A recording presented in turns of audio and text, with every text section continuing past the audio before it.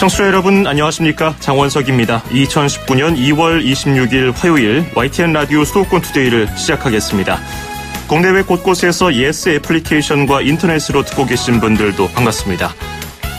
올해는 우리 선조들이 목숨을 걸고 대한독립 만세를 외쳤던 3.1운동 100주년이 되는 해입니다. 이미 도로 곳곳에는 3.1절 100주년을 기념하는 태극기가 펄럭이고 있죠. 수도권 투데이에서는 오늘 특별 인터뷰를 준비했습니다. 서대문 형무소에서 다시 만나는 3.1절의 외침. 잠시 뒤 투데이 포커스에서는 박경목 서대문 형무소 박물관장 초대해서 생생한 현장의 이야기를 되짚어보겠습니다. 자동차 주치 코너도 준비가 되어 있습니다. YTN 라디오 수도권 투데이 1부 잠시 뒤에 출발합니다.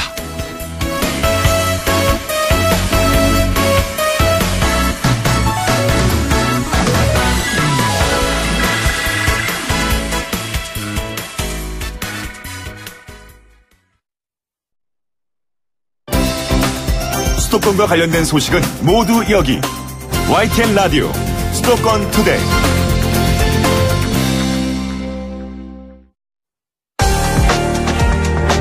투데이 포커스.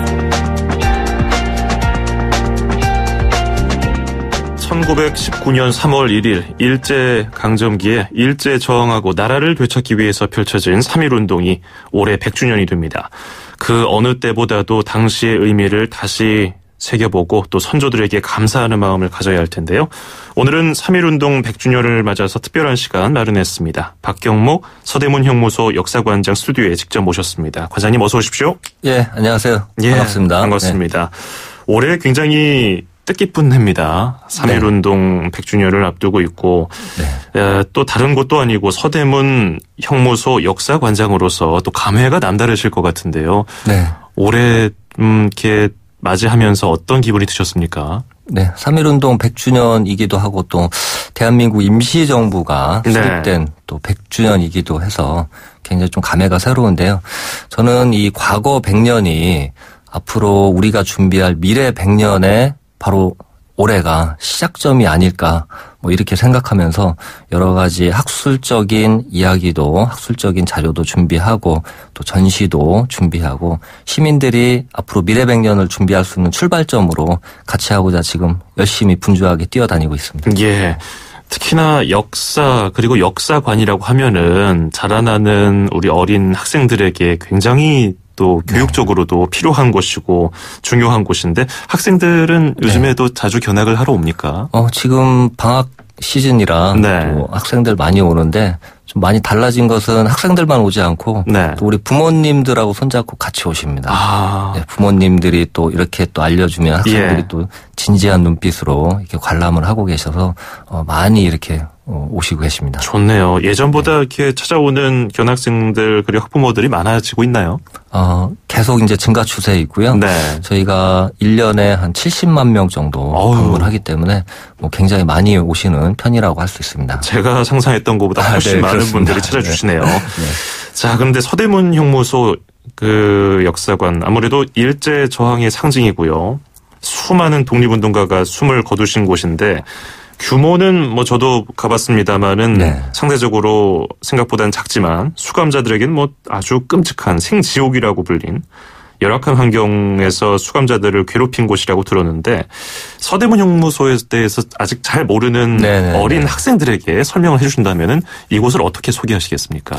네, 서대문 형무소는 1910년 강제 합병 또는 병합이라고 하는데요. 그 예. 이전에 1908년도에 만들어졌습니다. 만든 목적 자체가 일제에 저항하는 우리 한국인들을 수감하기 위해서 만들어졌고요. 예. 그러다 보니까 일제 강점 기간 내내 수많은 독립운동가들이 수감된 장소죠. 규모는 전국에서 가장 큰 규모로 운영이 됐습니다. 감옥 중에서요, 물론. 그래서 규모는 상대적으로 잠깐 작다고는 하셨지만 우리가 생각하기엔 작지만 예. 감옥 안에서는 상대적으로 가장 큰 규모로 운영됐다. 그럼에도 불구하고 환경이 열악했다는 부분은 뭐냐면 이 감옥에 들어오면 먹을 것을 마음대로 주지 않죠. 예. 그래서 가장 큰 고통이 배고픔. 지금 2월 달인데 한겨울에 영하 20도까지 떨어집니다. 추위. 아유. 난방이 안 되죠. 예. 한여름에는 30도를 훌쩍 넘어가죠. 예. 더위. 예. 당시에 동아일보 기자는 한여름에 초열의 지옥이라는 표현이 있습니다. 초열의 지옥. 초열의 지옥. 아하. 그리고 3.1운동 당시에는 너무 많은 수감자들이 있기 때문에 기록에 의하면 한 평에 한 2평에서 3평 되는 방에 20명 이상 수감돼서 굉장히 많은 인원들이 수감됐다. 이런 기록들이 있어서 매우 열악한 상황 속에서 수감자들이 우리 독립운동가들이 고통을 당한 곳이죠. 다 같이 앉지도 못하고요. 돌아가면서 앉아서 쉬어야 될 것 같아요. 만약에 그런 상황이면은.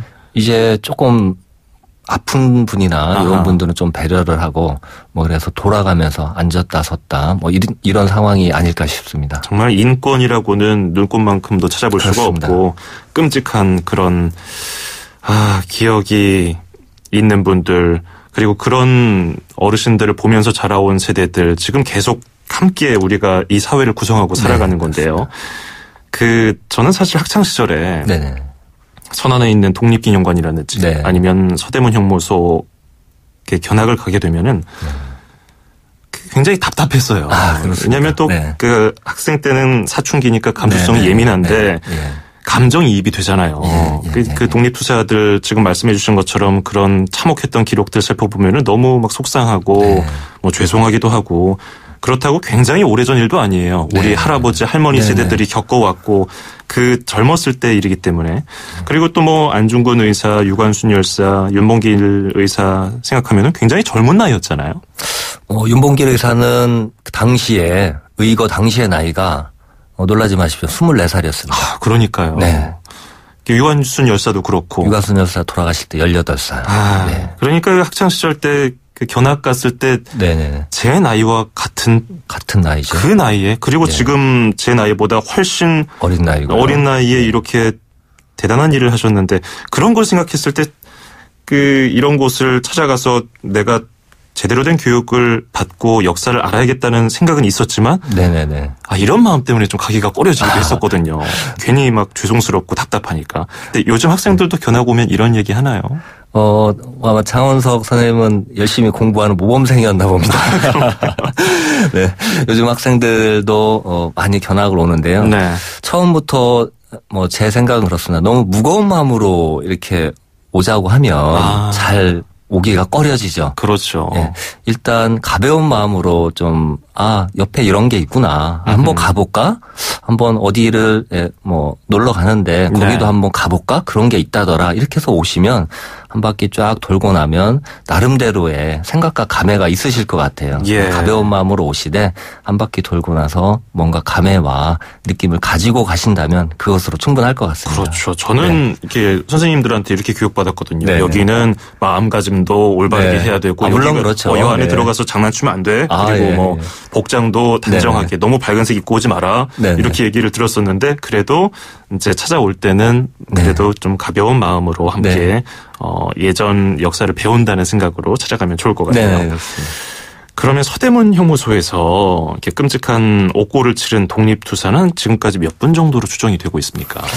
지금 저희가 자료로서 정확하게 추정은 할 수 없습니다. 자료가 좀 불탄 부분도 있고 남아있지 않은 부분도 있기 때문에 지금 서대문 형무소에 수감된 분들의 기록 가운데 수형 기록 카드라는 것이 있습니다. 일종의 지금 표현으로 빌리자면 범죄자들의 신상 기록 카드입니다. 문화재로 작년에 참 등록이 됐습니다. 등록문화재 730호로 일제 주요 대상 감시 인물 카드 뭐 이런 이름으로 등록이 돼 있는데 그 카드에 번호가 매겨져 있거든요. 그 카드를 좀 연구를 하고 있는데 1번 박장록이라는 분부터 3.1운동 때 참여한 분입니다. 65,193번까지 카드가 남아 있습니다. 이 카드가 다 남아 있는 건 아니고 10% 정도만 남아 있는데 일단 이 자료로만 봤을 때는 최소 65,000명 이상은 있었다. 그리고 카드가 1919년 전후부터 본격적으로 작성되었기 때문에 카드가 작성되지 않았던 전 시기 1910년 1908년부터 따진다면 약 9만 명 이상 있을 것으로 수감됐을 것으로 추정된다. 이렇게 보입니다. 공식 자료만으로도 이렇게 추정이 그렇습니다. 되는데 그렇게 자료에 등록되지 않은 분들까지 합하면 뭐 굉장히 그 수가 늘어나겠군요. 대표적인 여성 독립운동가 하면은 뭐 여러분들 계시지만 그 중에서도 가장 유명한 분은 유관순 열사시잖아요. 역시 여기 서대문 형무소에서 수감 생활을 하셨다고 들었는데 그 유관순 열사가 있었던 8호실 여기서 여성 독립운동가들이 함께 수감 생활을 했나요? 네, 서대문 연구소에서는 여성 수감자들도 수감을 했고요. 유관순 열사는 1919년 8월 달에 공주 감옥에서 서울로 이감이 돼서 바로 서대문 형무소에 수감이 됩니다. 그 8호실 감방에 당시에 같이 수감되신 분들이 7분에서 8분 정도 계셨는데요. 개성에서 3.1운동을 한 유명하신 분입니다. 이분도 어윤희, 그다음에 신관빈, 또 권혜라, 신병철 이런 분들이 계셨고요. 또 요즘 많이 알려지고 있는데 수원 기생조합 출신입니다. 김형아라는 분도 계시죠. 일제강점기엔 당시 권번이라고 불렀는데 뭐 지금 얘기로 하면 소위 기생이죠. 그다음에 세브란스 간호사인데 당시에 종묘 앞에서 또 3.1운동을 한 노순경이라는 분도 같이 수감됐던 걸로 알려지고 있고요. 또 경기도 파주에서 3.1운동을 한 임명애라는 분도 같이 수감되셨는데 이분은 특이하게 만삭의 몸으로 3.1운동을 하다가 같이 수감이 되셨습니다. 정말 여러 지역에서 그리고 여러 직업을 가지고 계시던 분 그리고 개인적으로는 또 만삭인 분까지도 그렇습니다. 3.1운동을 하다가 일제 이런 탄압을 받고 수감 생활도 하셨는데 여기에서 또 독특한 기록이 얼마 전에 발표가 돼서 또 눈에 띄었어요. 여성 독립운동가들이 옥중에 같이 만세도 외치고 또 노래를 만들어서 불렀다는 얘기로 들었는데 이건 어떤 이야기입니까? 저도 최근에 뭐 이 자료를 접하면서 적지 않게 굉장히 좀 놀랬고 이런 기록이 남아 있구나. 연구하는 사람으로서 좀 부끄러움도 느꼈습니다. 미리 발굴을 못해서. 그 한국일보 이진희 기자님이 발로 뛰어서 열심히 취재를 하셔가지고 요 그 후손을 직접 만나가지고 요 기록을 취재를 하셨는데요. 유관순 열사랑 같이 수감되셨던 신명철이라는 그 독립운동가 지사님이 계신데 그분의 아드님이 지금 현재 생존하고 계십니다. 문수일 선생님이신데 요 아드님을 취재하는 과정에서 어머니께서 3.1운동 이후에 1920년 3월 1일 날 옥중 만세투쟁을 하면서 그 8호 감방에 있는 동지들과 같이 불렀던 노래가 있다. 그래서 그 기록을 쭉 남겨주셨고요. 멜로디는 지금 전해지지 않고 그 가사만 전해 주신데 괜찮다면 제가 한번 좀 내용을 한번 물론입니다. 가사 한번 읊어주시겠습니까?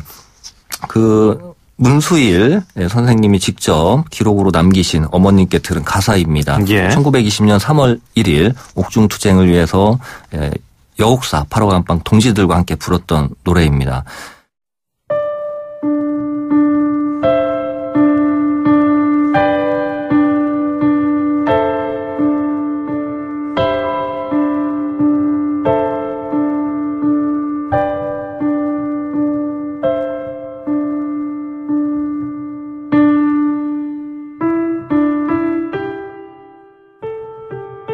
진중이 일곱이 진흙색 일복 입고 두 무릎 꿇고 앉아 주님께 기도드릴 때 접시 2개 콩밥덩이 창문 옆에 던져줄 때 피눈물로 기도했네 피눈물로 기도했네 대안이 살아있다 대안이 살아있다 산천이 통하고 바다가 끓는다 에헤이 대헤이 에헤이 대헤이 대안이 살아있다 대안이 살아있다.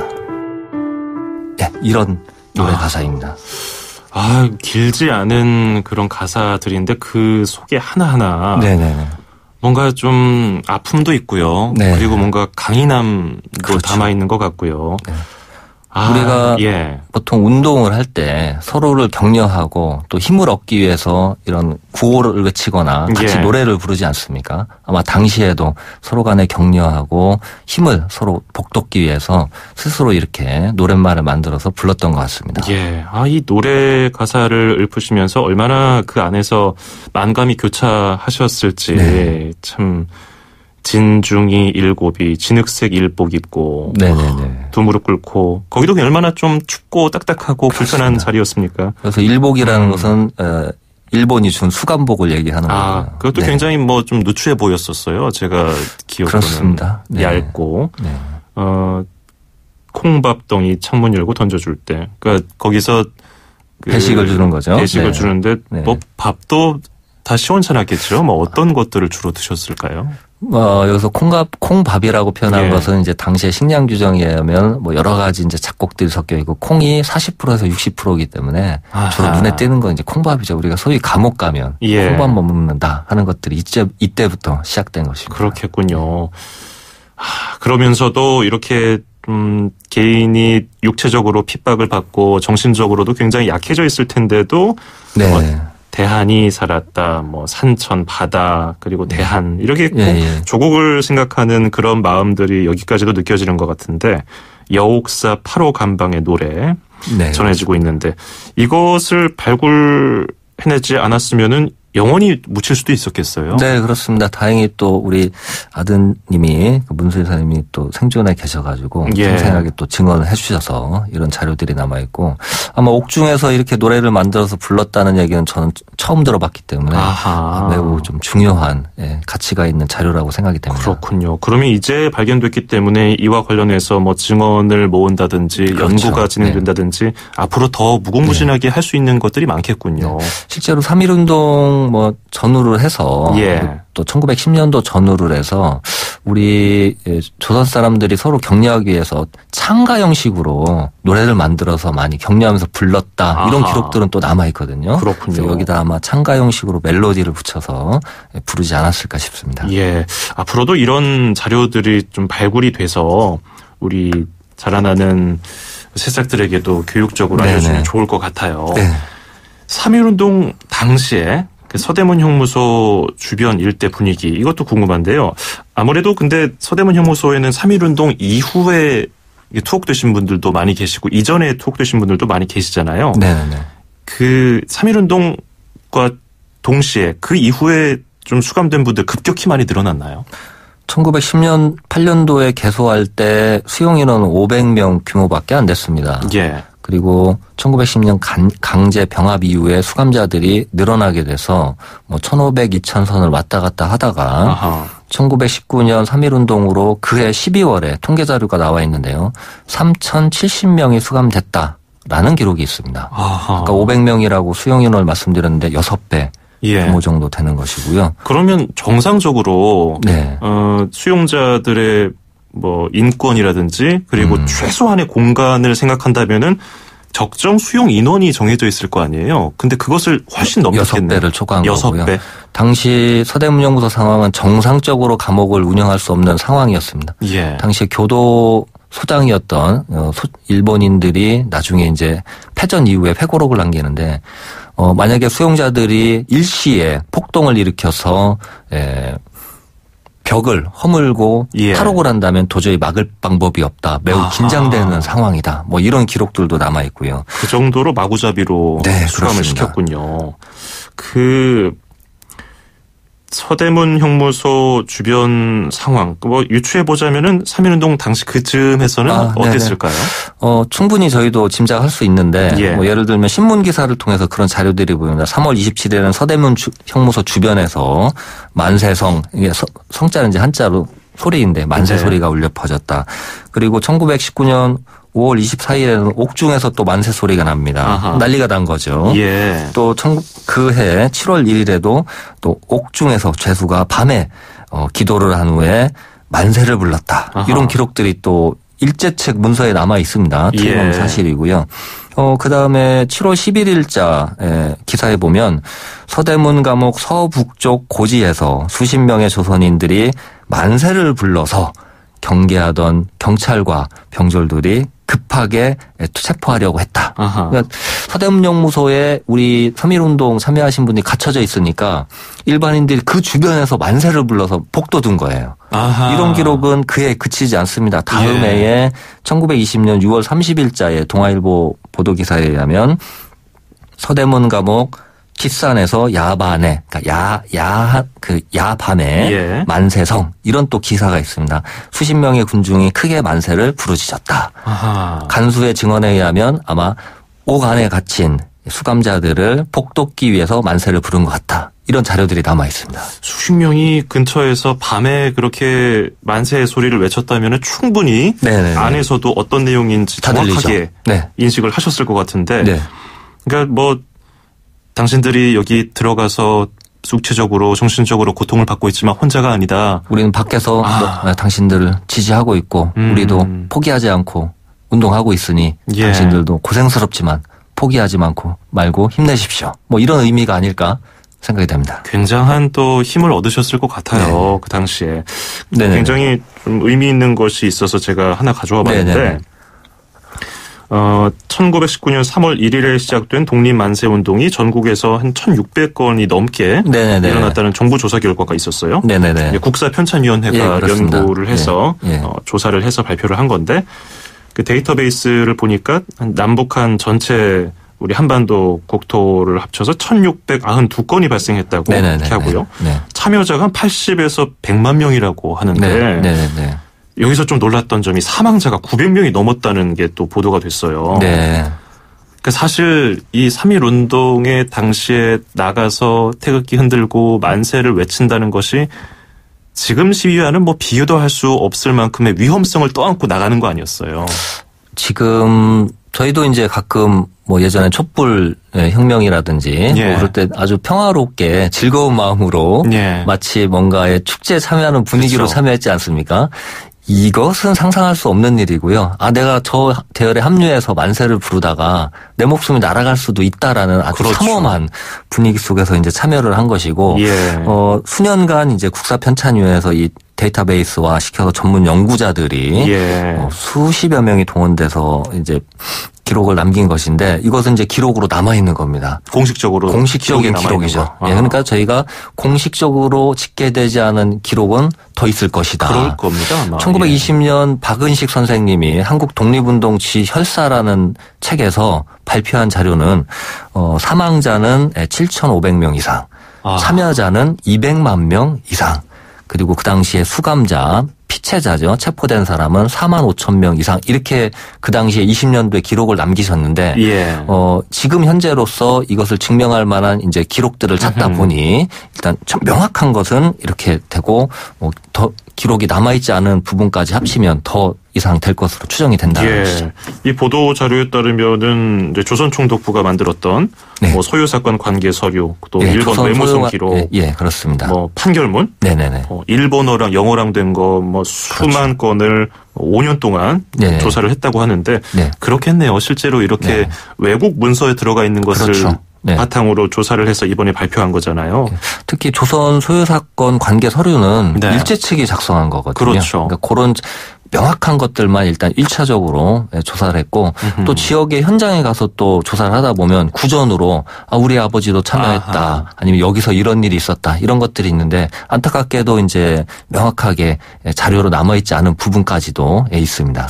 이거 기록을 발굴해내고 연구를 한 것도 굉장히 의미 있는 일이지만은 좀 드러나지 않았던 그런 자료들에 대한 연구도 지속적으로 좀 이어지면 좋을 것 같아요. 그래서 이제 이러한 연구들이 예. 저희가 그동안 독립운동사가 굉장히 심화되고 많이 연구가 됐다라고 연구자들도 네. 스스로 생각했는데 100주년을 맞아서 이런 연구 과제들을 가지고 연구를 하다 보니까 더 드러나는 게 많군요. 네, 이제부터 시작이구나. 아하. 앞으로 미래 100년을 위해서 앞으로 더 연구할 것도 많고 과제도 예. 많고 그래서 지금 뭐 올해 들어서 여러 가지 학술 심포지움도 많고 자료도 많이 발간이 되는데 이게 끝이 아니라 바로 100년을 준비하는 역사의 시작이다. 이렇게 생각하면 좋을 것 같습니다. 그렇죠.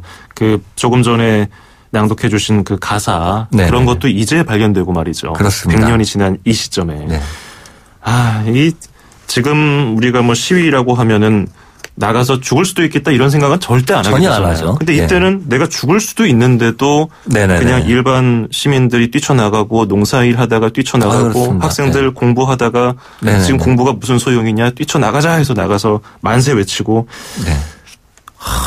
우리 그 장원석 그러시네요. 사님이 정확한 지적을 해주셨는데요.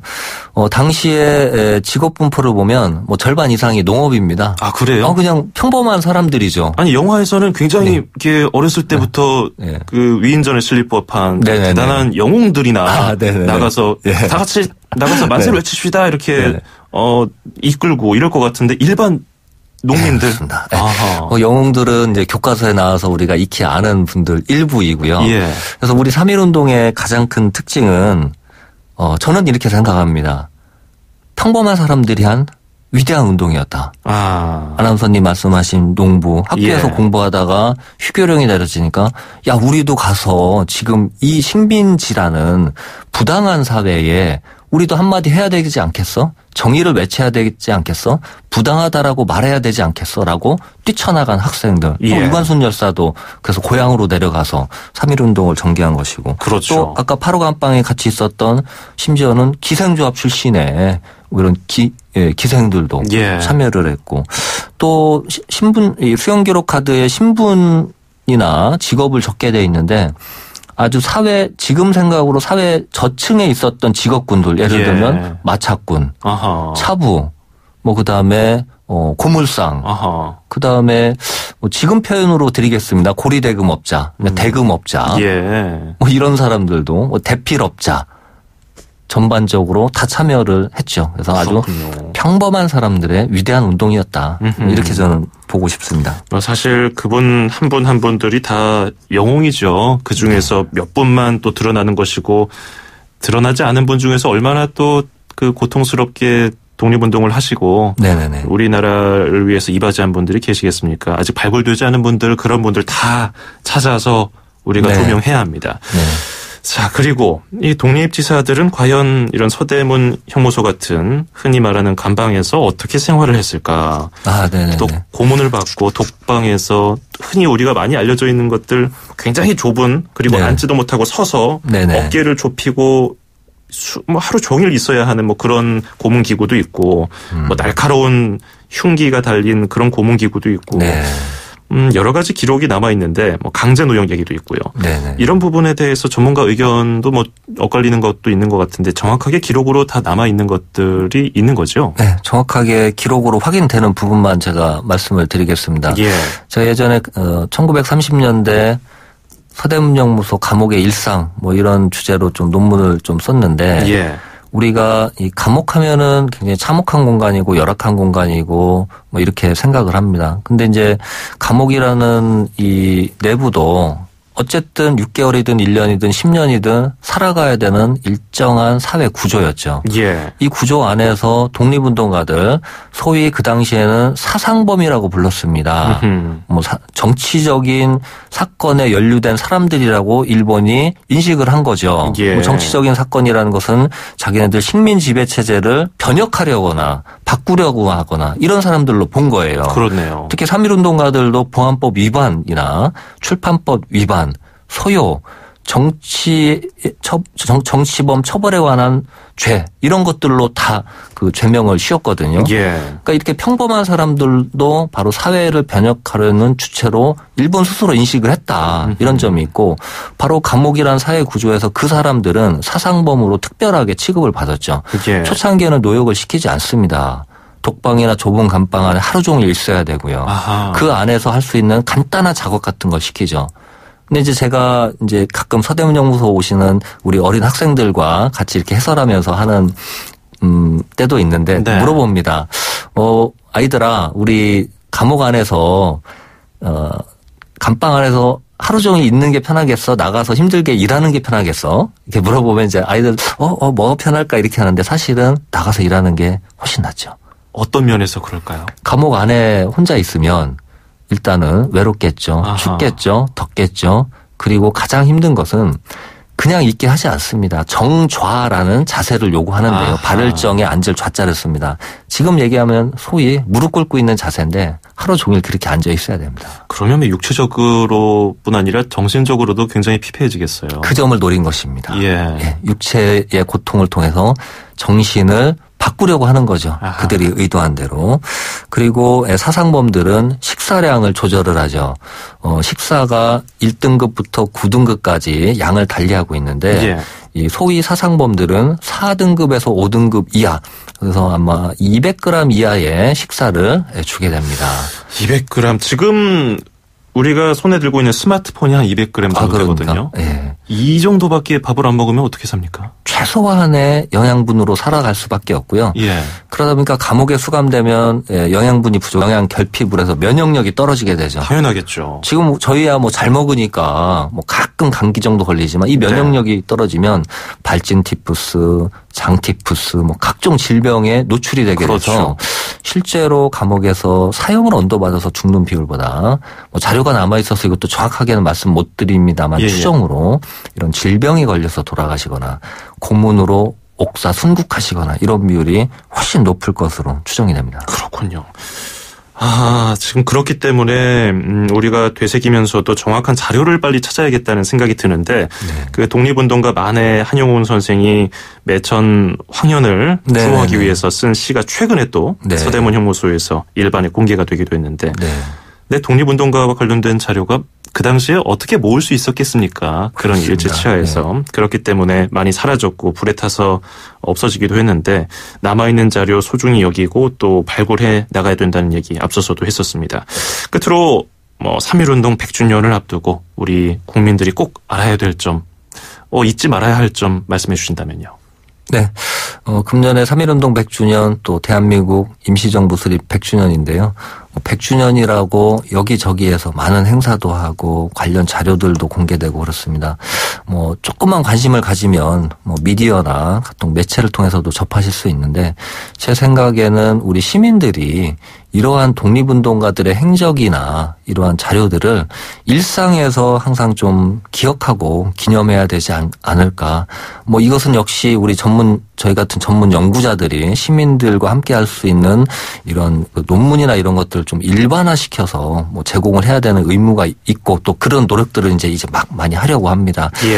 그러한 노력들은 주변에 있는 가까운 곳을 잠깐 들리거나 하면서 그런 공간들을 기억하고 기념하는 일들을 주변에서 그냥 조그맣게 크게 안 해도 됩니다. 조그맣게 아니면 잠깐이라도 생각하는 시간을 가지면 충분할 것으로 생각이 됩니다.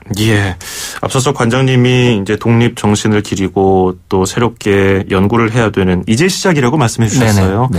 그 시작 그리고 그 가운데서 조금 더 수고 좀 부탁드리겠습니다. 네, 감사합니다. 오늘 짧은 시간이었지만은 여러 가지 이야기 들어보면서 많은 공부가 됐던 것 같고요. 저도 다시 한번 이런 좋은 이런 역사적 공부를 한 것 같아서 굉장히 뜻깊게 생각이 듭니다. 오늘 말씀 잘 들었습니다. 고맙습니다. 네, 감사합니다. 지금까지 서대문 형무소 역사관의 박경목 관장이었습니다.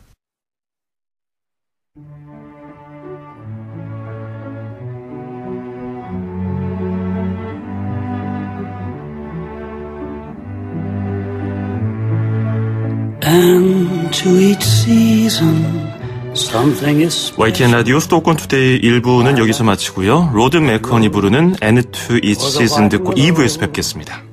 Young men of fortune, old men. 2,500만 수도권 청취자를 위한 모든 소식이 한자리에 YTN 뉴스 FM 수도권 투데이. FM 94.5MHz YTN 라디오 수도권 투데이 듣고 계시고요. 저는 아나운서 자원석입니다. 2부에서는 자동차 주치 코너가 준비되어 있고요. 1분 20초 뒤에 이어가죠.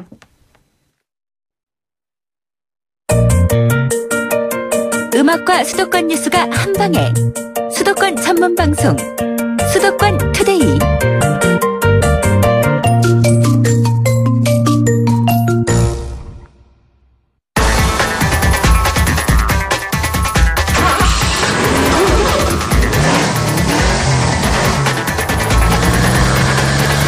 자동차 주치 오늘은 전기차와 수소차 구입 시에 어떤 점을 고려해야 할지 알아보겠습니다. 김필수 대림대 자동차과 교수 연결되어 있습니다. 교수님 안녕하세요. 네, 안녕하세요.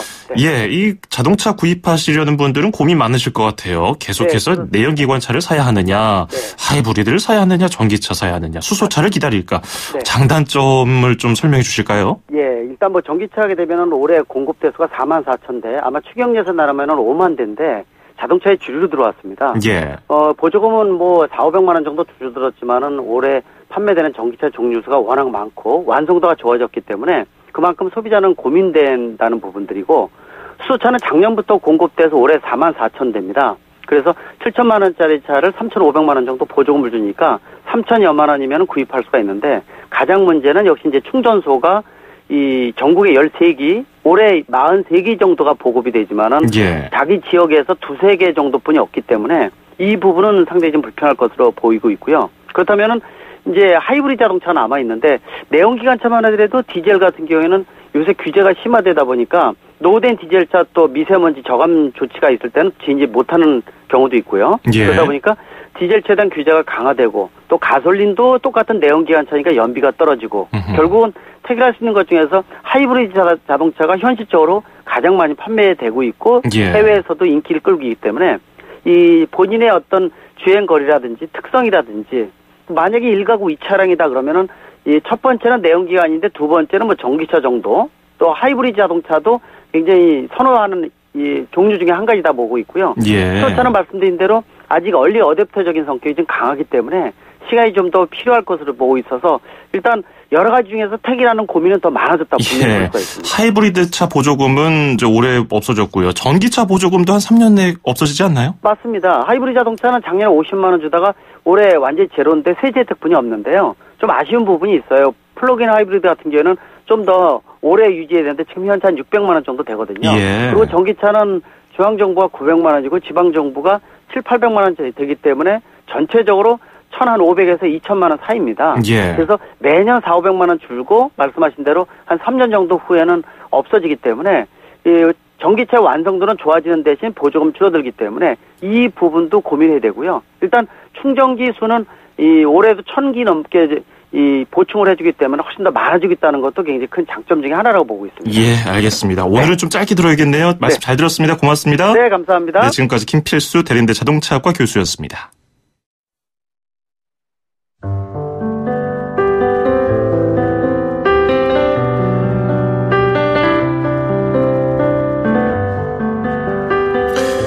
네, 다들 아시는 바와 같이 내일부터는 역사적인 2차 북미 정상회담이 열립니다. 지금 김정은 위원장이 베트남 역에 도착한다는 속보가 아까부터 와 있는데 아직까지 모습을 나타내고 있지는 않습니다.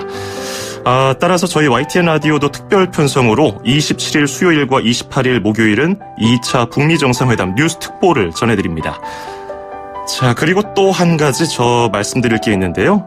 3월 4일 월요일 YTN 라디오 봄 개편이 있습니다. 이에 따라서 2008년 YTN 라디오 개국 때 수도권 페트롤이라는 프로그램을 시작으로 이름을 바꿔서 지난 11년 동안 여러분을 찾아뵙던 수도권 투데이가 오늘로 막을 내리게 됐습니다. 자, 그리고 수도권 투데이가 막을 내림과 동시에 2016년부터 이 프로그램 진행을 맡았던 저도 작별 인사를 올리겠습니다. 다음 주 월요일 3월 4일부터는 아침 9시 10분에 수도권 투데이가 아닌 새로운 프로그램과 새로운 진행자가 여러분을 찾아오겠습니다. 그동안 YTN 라디오 수도권 투데이를 애청해주신 여러분 진심으로 고맙습니다. 끝으로 저의 마음을 담아서 김동률의 감사 띄워드리면서 인사드리겠습니다. YTN 라디오 수도권 투데이 2019년 2월 26일 화요일 순서 마칩니다. 아나운서 장원석이었습니다. 고맙습니다.